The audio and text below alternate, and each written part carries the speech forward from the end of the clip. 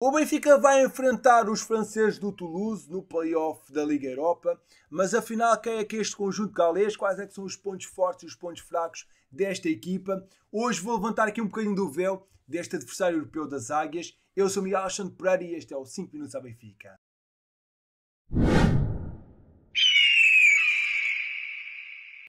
Já sabemos o futuro europeu do Benfica. As Águias vão defrontar o Toulouse no play-off da Liga Europa. O adversário europeu foi conhecido hoje no sorteio realizado em Nyon, na Suíça. Será o primeiro confronto sempre em jogos oficiais entre estes dois conjuntos. Já houve um particular entre as duas equipas em 2011. Vitória por 1-0 das Águias com o gol do central Jardel. O Benfica, tal como os restantes não cabeças de série, vai efetuar o primeiro jogo na condição de visitado, em encontro agendado para quinta-feira, 15 de fevereiro de 2024. Já a segunda mão realiza-se uma semana depois, na quinta-feira seguinte, 22 de fevereiro de 2024. Acabou por ser um bom sorteio, parece ser bastante acessível, é uma viagem curta e o adversário não é muito duro, e ainda temos o aspecto positivo de em França haver muitos portugueses, e espera-se uma partida com muitos benfiquistas na bancada. Eu pessoalmente até tenho um primo a viver em Toulouse, portanto de certeza absoluta que vai haver presença portuguesa neste jogo. Contudo, é preciso apresentar um bom nível e assumir o favoritismo nestes dois encontros. Acho que temos capacidade para ganhar as duas partidas, mas para isso acontecer é necessário um Benfica forte e consistente, que assuma o jogo do primeiro ao último minuto, mas creio que temos toda a capacidade para ultrapassar este adversário. Somos claramente favoritos, mas é preciso mostrar isso em campo. A formação do sul de França tem como ponto alto o seu palmarés a recente conquista da Taça de França em 22-23, facto que lhe valeu precisamente o apuramento para as competições europeias da época em curso. Contudo, nesta temporada as coisas têm sido bastante complicadas e o treinador tem um lugar em risco. Neste momento, na Liga Gaulesa, estão em 15º lugar e a 3 pontos do último classificado, com apenas 2 vitórias, 8 empates e 6 derrotas em 16 jogos, com 14 golos marcados e 21 golos sofridos. Nas competições europeias, o Toulouse esteve bem melhor, conseguindo ficar em segundo lugar no grupo E, atrás do Liverpool. Aliás, é contra o conjunto britânico que conseguiram o melhor resultado nesta época. Uma vitória por 3-2 em França, num jogo em que Jürgen Klopp fez várias alterações à sua equipa habitual. Curiosamente, este Toulouse até tem mais vitórias na Liga Europa, 3, do que no campeonato, que tem apenas 2. Mas falando sobre este adversário mais em específico, o Toulouse é treinado pelo espanhol Carlos Martínez, um jovem treinador de 39 anos, que está a ter a sua primeira experiência no futebol sénior, depois de ter passado pela formação do Barcelona, do Al Rayyan e do Sub-23 do Kuwait. Chegou ao Toulouse em 21-22 para treinador adjunto e assumiu esta época a equipa como treinador principal, mas as coisas não lhe têm corrido muito bem e tem sido bastante contestado, havendo mesmo a possibilidade de uma saída, sendo que em fevereiro a equipa até pode estar a ser comandada por outro treinador. Nesta época a estrutura da equipa francesa alterna em dois sistemas táticos, o 4-4-2 e o 5-4-1, onde o grande destaque desta equipa é mesmo o ponta de lança holandês, Guy Dallinga, que conta com 9 golos e 2 assistências em 22 partidas. É preciso ter muito cuidado com este avançado de 23 anos, que tem muito golo e não se pode dar muitas chances para ele rematar. É de longe o jogador mais diferenciado deste plantel.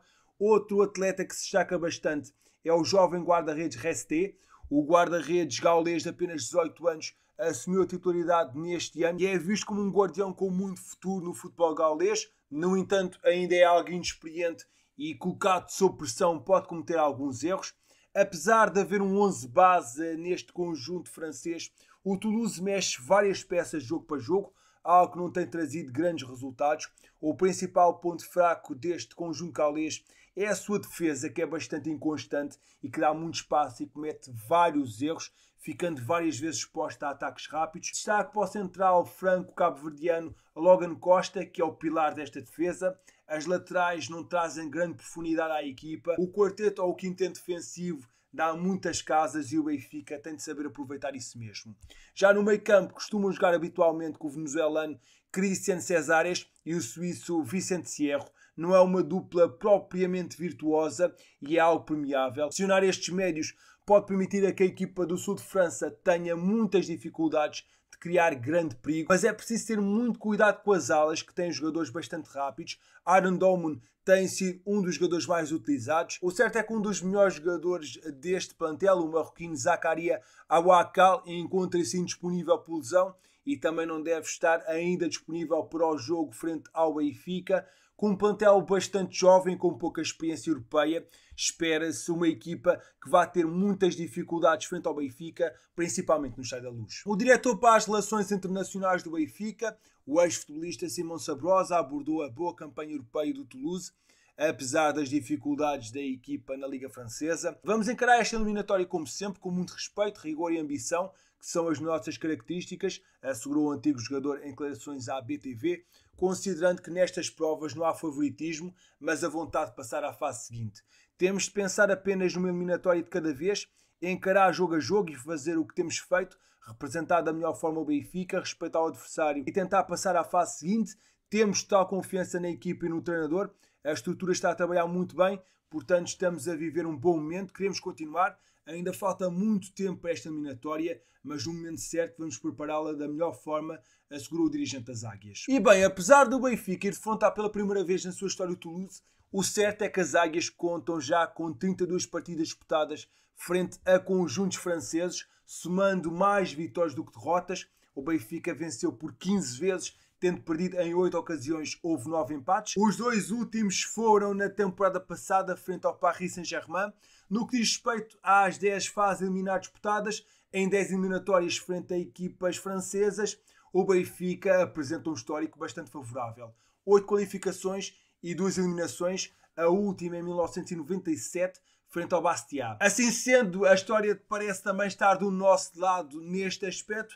Agora é preciso mostrar este favoritismo em fevereiro, uma vez que ainda falta muito tempo para isso. Vamos lá ver em que momento é que se encontra o Benfica e em que momento também se encontra o Toulouse, mas é preciso conseguir a qualificação para os oitavos de final da Liga Europa.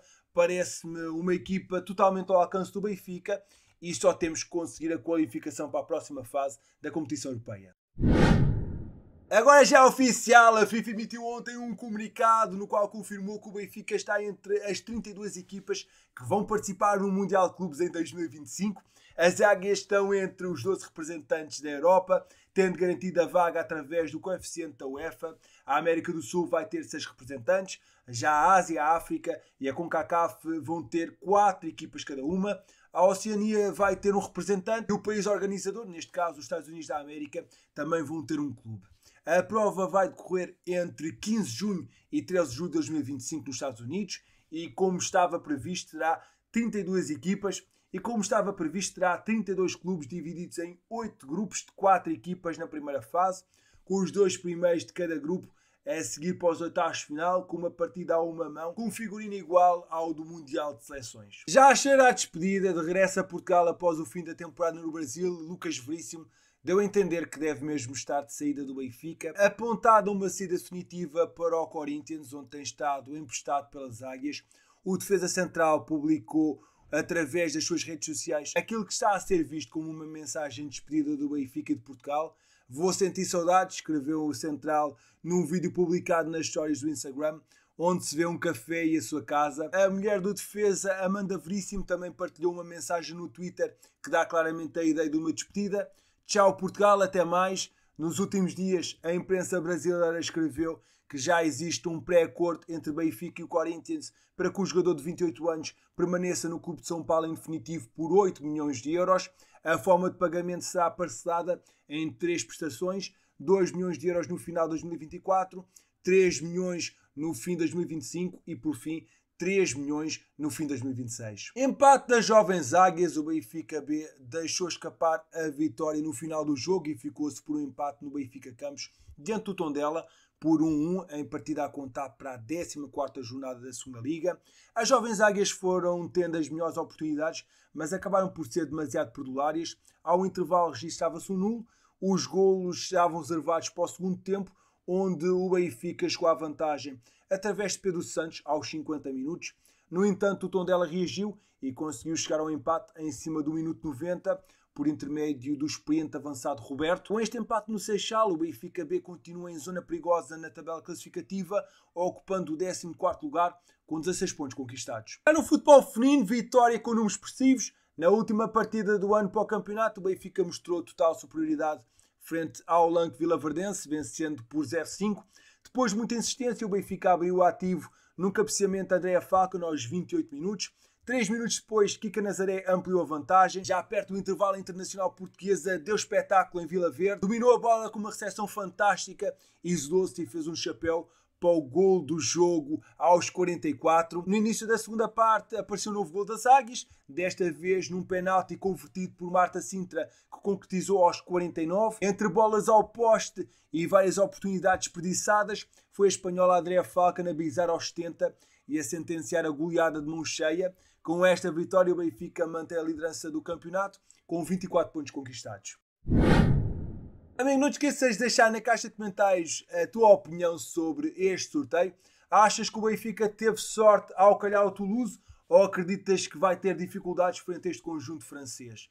Acreditas que a equipa das Águias vai estar nos oitavos de final da Liga Europa? Estou muito curioso para saber a tua opinião. Deixa um gosto e subscreve o canal caso não tenhas feito e deixa na caixa de comentários # sorteio europeu. Eu sou Miguel Alexandre Pereira e estes foram os 5 minutos à Benfica. Saudações benfiquistas.